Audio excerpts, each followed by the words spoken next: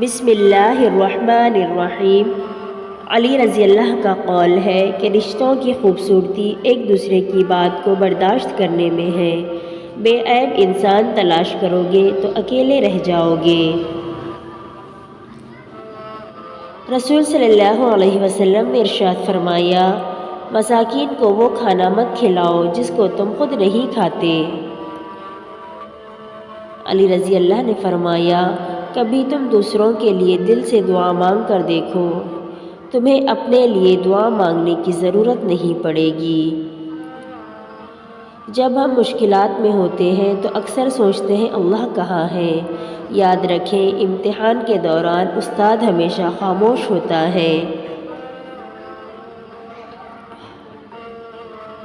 وقت گزر جانے کے بعد اگر کوئی قدر کر لے تو اسے قدر نہیں افسوس کہتے ہیں۔ آپ صلی اللہ علیہ وسلم نے فرمایا، گھر کے سب لوگ ساتھ بیٹھ کر کھانا کھایا کرو، الگ الگ نہ کھایا کرو۔ جس گھر میں سب مل کر ایک جماعت ہو کر کھانا کھاتے ہیں وہاں اللہ کی برکت رہتی ہے۔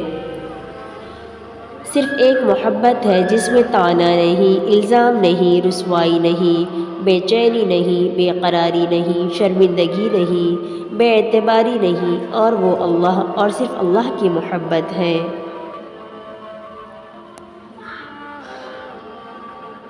عبادتیں تسبیح سے مشروط نہیں، نیتوں کی پابند ہوتی ہیں۔ نیتوں میں کھوٹ ہو تو برسوں کی ریاضت بیکار جاتی ہے۔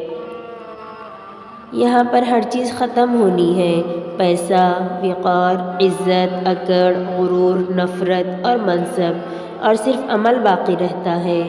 اللہ ہمارا خاتمہ ایمان پر نصیب فرمائے، آمین۔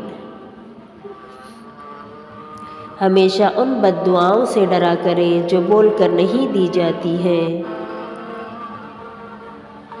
موت گولی سے آئے یا بستر پر آئے یا پھر کرونا وائرس سے آئے، ہمیشہ دعا کرتے رہیں کہ مرتے وقت ایمان سلامت رہے اور کلمہ شہادت پڑھنا نصیب ہو۔ بدگمانی میں اتنی طاقت ہے، یہ انسان کا ذہنی سکون برباد کرنے کے لیے ساتھ ساتھ ایک دوسرے سے جڑے تعلق کو کچھ منٹوں میں ہڑپ کر جاتی ہے۔